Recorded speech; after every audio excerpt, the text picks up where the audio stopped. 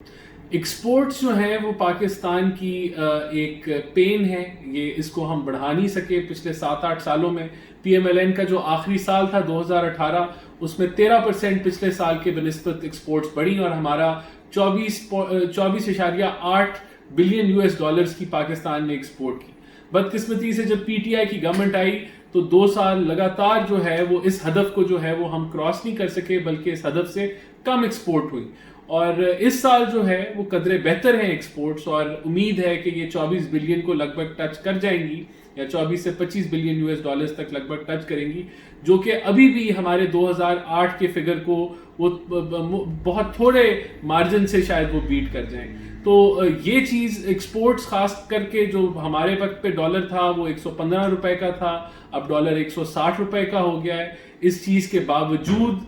جو ہے ایکسپورٹس کا نہ بڑھنا بڑی تشویشناک بات ہے، اور پی ٹی آئی حکومت اس کا کریڈٹ تو بہت لے رہی ہے کہ ایکسپورٹس جو ہیں وہ ریوائول کی طرف ہے، لیکن ایکسپورٹس ابھی بھی ہماری 24 سے 25 ارب ڈالر کے اندر ہی ہیں، جو پی ایم ایل این کا آخری ہدف تھا۔ اور اتنا کچھ کرنے کے بعد، ڈالر کو روپی کو ڈی ویلیو کرنے کے بعد 30 سے 40% مہنگائی کا طوفان لا کے، آپ کی جو ڈومیسٹک اکانومی ہے اس کو تباہ کر کے، پھر بھی ایکسپورٹس کا نہ بڑھنا، یہ پی ٹی آئی کی بہت بڑی ناکامی ہے۔ اور میں سمجھتا ہوں کہ جب تک لانگ ٹرم پالیسی نہیں آئے گی اور آپ انڈسٹری کو فیسیلیٹیٹ نہیں کریں گے، تب تک جو ہے وہ خاص طور پہ ایکسپورٹ انڈسٹری کے لیے اسپیشل پیکیجز یا انسینٹیوز نہیں لائیں گے، ایکسپورٹس بڑھنا بہت مشکل ہے۔ پاکستان اور چائنا کے ریلیشن شپ بہت مضبوط ہے، پی ایم ایل این نے اس کو اور مضبوط کر دیا، سی پیک جیسے پروجیکٹ کو لا کے، جو چائنا پاکستان اکنامک کوریڈور ہے، اس کے اندر جو ہے 11,000 mega what banana, Gwadar port کو جو ہے دوبارہ سے ری سٹارٹ کرنا،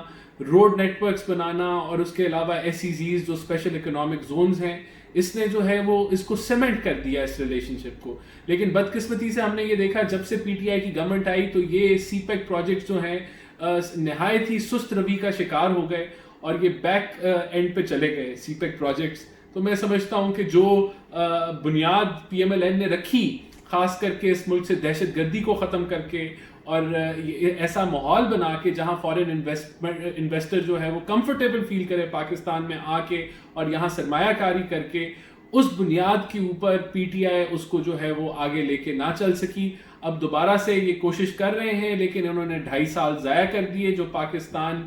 کے لیے بدقسمتی ہے کہ اتنا بڑا پروجیکٹ جو ایک دنیا کے اندر جو ہے روڈ بیلٹ انیشیٹو جو چائنا کا ہے، اس کو ہم نے سلو کر دیا، اور اس کو ہم اس تیزی سے نہیں لے کے چل سکے، وہ پرائیورٹی نہیں ہم وہ دے سکے جو پی ایم ایل این نے اس کو وہ پرائیورٹی دی۔